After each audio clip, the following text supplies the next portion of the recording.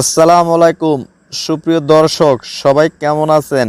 তো আপনারা অনেকেই কমেন্টস করে বলতেছেন যে আসলে বর্তমানে এই প্রোটাগন অ্যাপ্লিকেশনটা ওপেন হচ্ছে না, বারবার ল্যাগ করছে, ছেড়ে দিচ্ছে। এই ধরনের প্রবলেমে কিন্তু অনেকেই ফেস করতেছেন। তো আজকের ভিডিওর মাধ্যমে দেখাবো আপনি এই প্রবলেম থেকে আপনি কিভাবে মুক্তি পেতে পারেন, বা এই প্রবলেমটার সলিউশনটা কি হতে পারে, বা কি হলে 101% আপনি এটা সলিউশন করতে পারবেন। তার আগে আমরা জেনে নিই আসলে এই প্রবলেমগুলো কেন হয়। তো নাম্বার ওয়ান, আপনি যদি এপিকে ফাইল ইউজ করেন, ইলিগাল ওয়েতে কোনো এপিকে ফাইল, ক্র্যাক ফাইল এগুলো ইউজ করেন, তাহলে কিন্তু এই প্রবলেমটা আপডেট আসার সাথে সাথে কিন্তু হতে পারে। আর নাম্বার টু, আপনার ফোনের র্যাম যদি 2 জিবির নিচে হয়, তাহলে কিন্তু এই অ্যাপ্লিকেশনটা কিন্তু বারবার এই ধরনের সমস্যা করতে পারে। বিশেষ করে যখন সফটওয়্যারগুলোটা আপডেট নিবে, তখন কিন্তু এই সমস্যাটা কিন্তু হয়ে থাকে।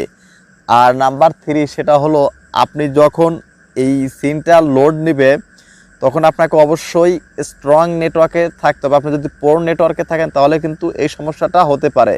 আর তাছাড়া অনেক সময় কিন্তু এই অ্যাপ্লিকেশনটা ওয়াইফাইতে কাজ করে না। আমি নিজেও দেখেছি যে ওয়াইফাইতে প্রপারলি কাজ করে না। তো আপনারা এই বিষয়গুলো অ্যাভয়েড করবেন, এবং একটু পরে আপনাদেরকে মোবাইল স্ক্রিনে লাইভ দেখিয়ে দেবো যে আসলে কীভাবে এর আমি step by step live proof.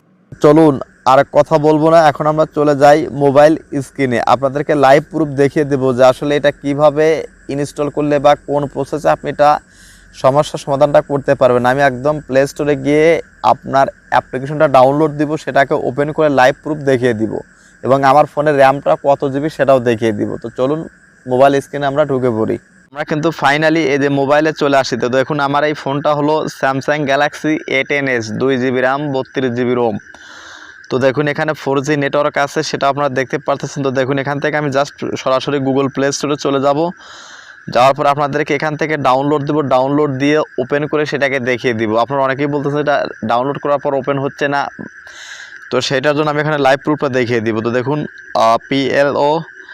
PLOTAGON প্রোটাগন, দেখুন এখানে আমরা প্রোটাগনটা লিখলাম। তো আমি যে কারণগুলো বলেছি সেই কারণগুলো অ্যাভয়েড করবেন। করার পরে এরকম ট্রাই করলে 101% আপনার অ্যাপ্লিকেশনটা স্মুথলি চলতে বাধ্য। তো দেখুন এখান থেকে আমি কি করব, কন্টিনিউয়াসলি অর্থাৎ ইনস্টলে ক্লিক করে দিব। তো দেখুন ইনস্টলে ক্লিক করার পর দেখুন এখানে কি প্রসেসটা আসে। দেখুন এটা যেহেতু একটু বড় ফাইল, মানে অ্যাপ্লিকেশনটা মানে ডাউনলোড নিতে কিন্তু একটু সময় নেবে।